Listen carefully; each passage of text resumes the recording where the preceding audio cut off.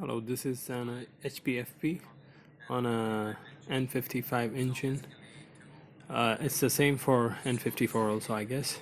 I have tried one of the fuel pump and was working fine. So these three Torx screws have to be removed, and this is T20.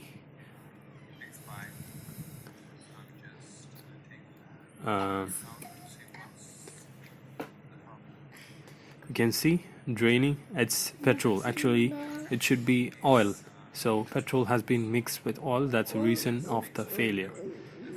I'll show you how to remove the three cylinder holding parts. So these are three pressurizing mechanism, and the tool that I made is a customized tool. I made it at home itself.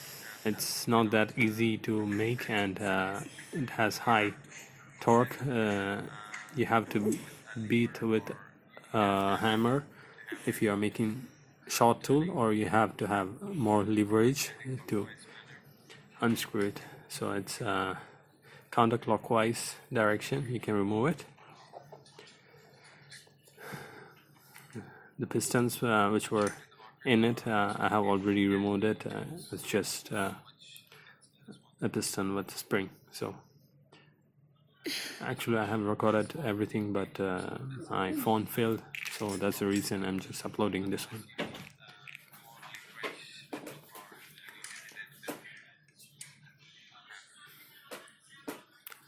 So basically O-ring from one of these or all of these get damaged by the course of time, and the petrol gets into the oil. That's the reason it's not giving enough pressure.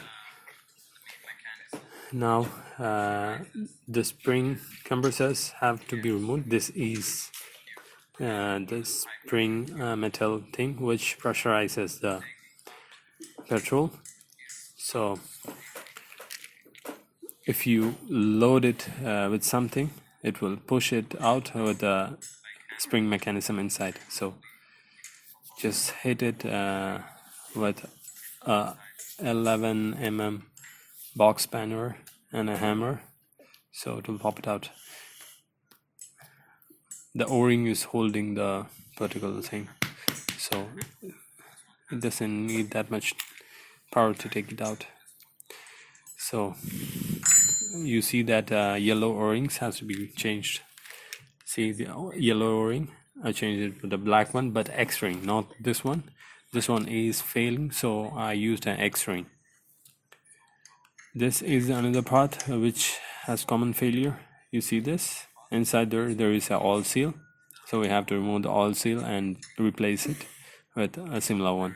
So you need a flat head screwdriver and a hammer to hammer it in counterclockwise direction. I have already done it. That's the reason I'm opening in this manner. Actually you have to hammer it a little bit so that it get loosened. See this? It can be taken out easily. That's not so difficult. The only thing is that you need a vise to do all these works, and a particular special tool that I showed you earlier. So see, this is the side.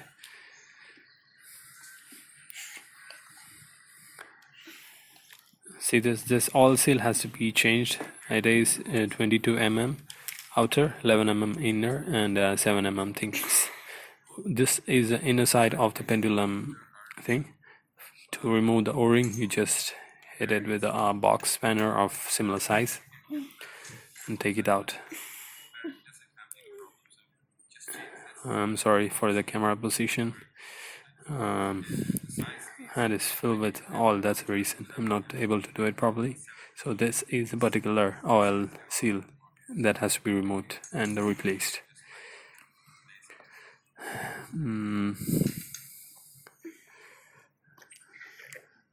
Next thing is, you see this pendulum? This is the mechanism. There are two bearing, the flat one and the round one. I did not find any problem for this one. I have opened 3 of those and all were fine, so you don't have to replace it. You can just use it by cleaning.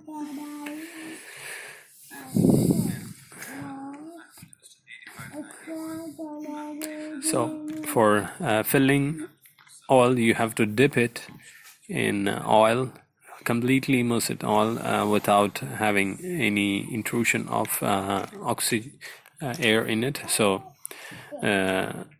there is no other way that I have found to do this particular thing. So you have to keep it immersed and make sure there is no single air bubble inside.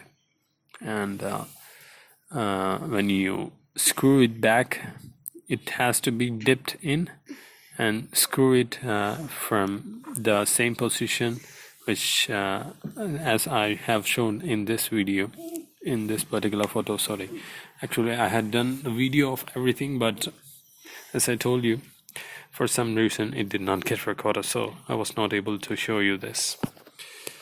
Alright, if there is any concerns, just let me know. So basically you need to remove the O-ring and replace it, and the second thing is the oil seal. So you need these 3 O-rings and oil seal. I will prefer the O-ring, the square one, or the X-ring. I have used X-ring as I did not find a square type. So just try to find a particular one of this size. I was not able to measure it, but I have the part number of the particular X-ring. You can check in the description. And thanks for watching. If there is any concern, just let me know.